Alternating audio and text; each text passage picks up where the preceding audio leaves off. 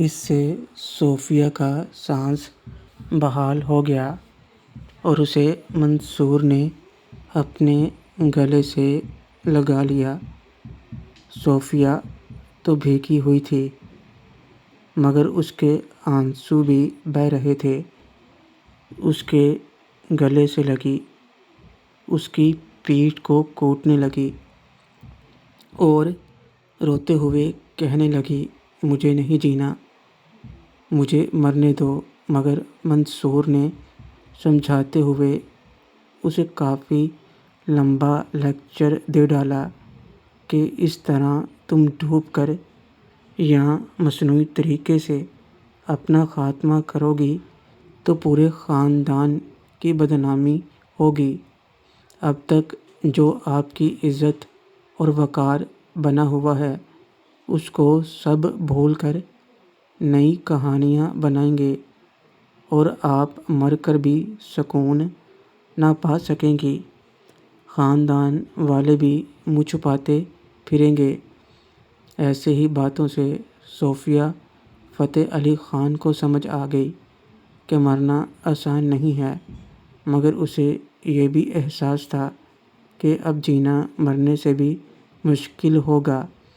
آخر منصور نے اسے قائل کر لیا اور اسے بازوؤں میں اٹھا کر حویلی کی طرف چل پڑا اور ساتھ ہی صوفیہ بولی، اگر راستے میں کوئی مل جائے تو تم اسے یہی بتانا کہ صوفیہ کو رات کو خواب میں چلنے کی بیماری ہے اور اسی وجہ سے وہ خواب میں باولی میں اتری تو پانی میں جا پھسلی اور منصور اتفاق سے وہاں گزر رہا تھا تو مدد کو پہنچ گیا، مگر حویلی کے اندر جانے تک کسی کی نظر ان پر نہ پڑی، حالانکہ فجر ہو چکی تھی اور روشنی پھوٹ رہی تھی۔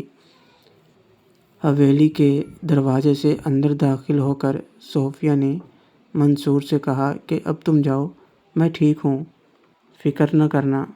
وہ اپنے کمرے کی طرف چل پڑی اور اندر جاتے ہی اٹیچ باتھ روم میں اس نے غسل کیا اور نماز پڑھنے کے بعد انہی سوچوں میں گم تھی کہ خادمہ نے ناشتے کا بتایا کہ لگ چکا ہے۔ ناشتہ کرنے کے بعد آج اس نے اصطبل میں جانا مناسب نہیں سمجھا اور سوچ و بچار میں گم ہو گئی۔ اس کا ضمیر اس کو چین نہیں لینے دے رہا تھا۔ وہ جانتی تھی کہ وہ کمزور ارادے کی مالک ہے، پھر اس سے ایسی غلطی ہونے کا امکان رد نہیں کیا جا سکتا تھا، تو اس کے پاس زندہ رہنے کا کوئی جواز نہ رہتا تھا۔ انہی سوچوں میں گم دوپہر ہو گئی اور لنچ کے بعد قیلولے کے لیے جب بیڈ پر لیٹی تو اسی سوچ میں تھی کہ کوئی ایسی ترکیب کہ سانپ مر جائے اور لاٹھی بھی نہ ٹوٹے، یعنی کہ اس کی ضروریات بھی پوری ہوں اور بدنام بھی نہ ہو۔ یہی سوچتے سوچتے اس کی آنکھ لگ گئی۔ پوری رات وہ سو نہ سکی۔ تقریباً 2 گھنٹے اس نے بڑی گہری نیند لی اور خادمہ کے کندھے ہلانے سے اس نے آنکھیں کھولی تھیں۔ صاف ظاہر ہے کہ خادمہ نے کئی بار ہلایا ہوگا۔ خادمہ ظہرانے کا بتانے آئی تھی۔ صوفیہ نے نماز پڑھی اور چائے لے کر پھر سوچنے لگی کہ اچانک اس کے ذہن میں ایک خیال آیا۔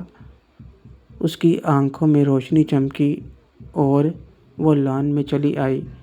خادمہ سے اس نے 2 کرسیاں ٹیبل لگانے کا کہہ کر ساتھ میں کھڑے خادم سے کہا کہ جاؤ اور منصور علوی کو بلا لو، اور خود ایک کرسی پر براجمان ہو گئی۔ تھوڑی ہی دیر کے بعد منصور سلام کر کے کھڑا ہو گیا۔ جی نمبردارنی جی، آپ نے یاد کیا ہے؟ ہاں منصور، بیٹھو، اس نے کرسی کی طرف اشارہ کرتے ہوئے کہا۔ اور خادم کو بولا کہ جاؤ اور منصور کے لیے چائے لے کر آؤ۔ جب خادم چائے رکھ کر چلا گیا تو منصور نے پوچھا، نمبردارنی جی بولیں کیا حکم ہے؟ منصور، رات کو جو بھی ہوا وہ غلطی تھی، جس کے لیے میرا ضمیر مجھے چین نہیں لینے دے رہا۔ تم بھی پچھتا رہے ہو ایسا کر کے۔ اس نے منصور کی آنکھوں میں دیکھتے ہوئے کہا، نہیں جی، میں نے جو کیا آپ کی خوشی کے لیے کیا اور مجھے کسی قسم کا پچھتاوا نہیں۔ منصور بڑے یقین کے ساتھ بولا، مگر جو کچھ بھی ہوا ایسا نہیں ہونا چاہیے تھا، جس کے لیے میں اپنے آپ کو معاف نہیں کر سکتی۔ یہ کہتے ہوئے صوفیہ کی آواز بھر گئی۔ منصور تڑپ کر بولا، نہیں نمبردارنی جی، یہ ایک وقتی غلطی تھی، اور انسان خطا کا پتلا ہے۔ جس طرح آپ پچھتا رہی ہیں، رب کریم کے آگے توبہ کر کے معافی مانگیں، وہ ضرور معاف کر دے گا۔ منصور نے واضحانہ طریقہ استعمال کیا، وہ تو ٹھیک ہے، میں توبہ تو کر چکی ہوں اور معافی بھی مانگی ہے اور ہمیشہ مانگتی رہوں گی، مگر منصور مجھے یہ ڈر ہے کہ میں توبہ توڑ نہ دوں، کیونکہ میں اس معاملے میں بڑی کمزور ہوں۔ وہ آنکھیں جھکاتی ہوئی بولتی رہی اور منصور اس کے نین نقش کو دیکھتے رہا۔ صوفیہ نے آنکھیں اٹھا کر دیکھا تو منصور کو اپنے چہرے پر نظریں جمائے دیکھا تو تھوڑا سا اپسیٹ ہوئی۔ منصور نے پوچھا، اگر اجازت ہو تو مشورہ دوں؟ منصور، تمہیں اسی لیے تو بلایا ہے، کوئی مشورہ دو تاکہ کسی طرح میرا ضمیر بھی مجھے جھنجھوڑتا رہے، میری توبہ بھی قائم رہے اور خاندان کی بدنامی بھی نہ ہو۔ منصور نے کہا، آپ شادی کر لیں، آپ کے لیے رشتوں کی کوئی کمی نہیں۔ اس نے بات ادھوری چھوڑ کر اس کی طرف دیکھا، یہ تو میں 3 سال پہلے بھی کر سکتی تھی، جب نمبردار صاحب کا ایکسیڈنٹ ہو گیا تھا، رشتے بھی آئے تھے، مگر میں ایک تو تیار نہیں تھی، دوسرا میری نظر میں کوئی جچا نہیں تھا۔ میرا حسب نسب آس پاس کے سب زمینداروں سے اونچا ہے، میری خود ذاتی 10 مربع زمین ہے جو ان کے کسی کے پاس نہیں۔ 2 سال پہلے میرے والد کی وفات کے بعد بھی میری ذاتی زمین میں 5 مربع اضافہ ہوا۔ اگر کسی سے میں شادی کروں تو مجھے کم اور ان کو زیادہ فائدہ ہوگا، اس لیے میں نے ایسی سوچ کو نکال دیا۔ اس نے ٹھنڈی سانس لیتے ہوئے کہا، اس کے علاوہ میں تو کچھ کہنے کی پوزیشن میں نہیں ہوں۔ منصور بولا، منصور، میں تمہارے بارے میں زیادہ تو نہیں جانتی، مگر 6 ماہ سے تمہیں دیکھ رہی ہوں، تم ایک اچھے خاندان سے تعلق رکھتے ہو، اگرچہ تم نے غلط کام کیے اور سر چھپاتے پھرتے ہو، مگر تمہاری عادات، اٹھنا بیٹھنا، بات چیت کرنے کا انداز بتاتا ہے تم کوئی کمی کمان نہیں ہو، تم صرف حالات کا شکار ہو۔ اتنا کہہ کر صوفیہ اس کی طرف دیکھنے لگی۔ منصور نے خاموشی سے سر جھکائے رکھا۔ صوفیہ نے بات جاری رکھتے ہوئے بولی، منصور میرا خاوند پہلا مرد تھا جس نے مجھے ہاتھ لگایا، اور آج رات تم دوسرے تھے جس کو میں نے اپنا آپ سپرد کیا۔ میں اب کسی تیسرے کا پہلو گرمانا نہیں چاہتی، اس نے یقین سے کہا اور بات جاری رکھتے ہوئے بولی، منصور یہ نہ سمجھنا کہ میں کہوں گی کہ مجھے تم سے محبت ہو گئی ہے۔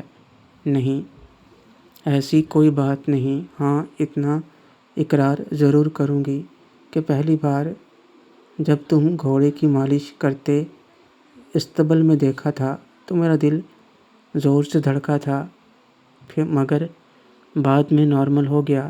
پھر بھی میں تم سے پوچھنا چاہوں گی، کیا تم میرا ساتھ دو گے؟ کیا تم میرا ساتھ نبھاؤ گے؟ اس نے اسے دیکھتے ہوئے سوال کر دیا۔ منصور نے بنا سوچے جلدی سے حامی بھرتے ہوئے کہا، نمبر دارنی جی، آپ کا ساتھ ہر طرح سے دوں گا بھی اور نبھاؤں گا بھی۔ اس کے لہجے سے سچائی جھلک رہی تھی۔ صوفیہ بولی، کیا تم مجھ سے شادی کرو گے؟ منصور اس کی طرف دیکھنے لگا اور بولا، یہ کیسے ممکن ہے نمبر دارنی جی، کہاں زمین اور کہاں آسمان، یہ بات تو ناممکن ہے۔ وہ سوچتے ہوئے بولا، تو پھر اس کا یہی مطلب کہ تم میرا ساتھ نہیں دو گے؟ اس نے ادا سے کہا، نہیں نمبر دارنی جی، میرا مطلب ہرگز یہ نہیں۔ میں ہر طرح سے تیار ہوں، مگر اتنے بڑے زمینداروں کے ہوتے ہوئے ایک بے نام شخص کیسے ہوگا؟ یہ سب کچھ میں صرف یہ پوچھنا چاہتی ہوں کہ اس عمر کے فرق کے ساتھ تمہیں کوئی اعتراض تو نہیں ہوگا مجھ سے شادی کرنے کے لیے؟ اگرچہ تم کو دوسری شادی بلکہ 4 شادیوں کی میں اجازت دوں گی نمبر دارنی جی، آپ جسے ملیں گی اس کو دوسری تیسری کرنے کی ضرورت نہیں۔ اور رہا عمر کا فرق، تو یقین جانیے مجھے تو آپ میں 20 سالہ لڑکی سے زیادہ کشش لگتی ہے۔ صوفیہ مسکراتے ہوئے بولی، تو تم کو مجھ سے شادی کے لیے کوئی اعتراض نہیں؟ کیوں؟ کیا میں ایسا سمجھوں؟ وہ بڑی امید سے بولی، جی، مجھے نہ صرف کوئی اعتراض ہے بلکہ یہ میری خوش قسمتی ہوگی کہ مجھے آپ کی خدمت کرنے کا موقع ملا۔ کہتے ہوئے منصور نے سر جھکا لیا۔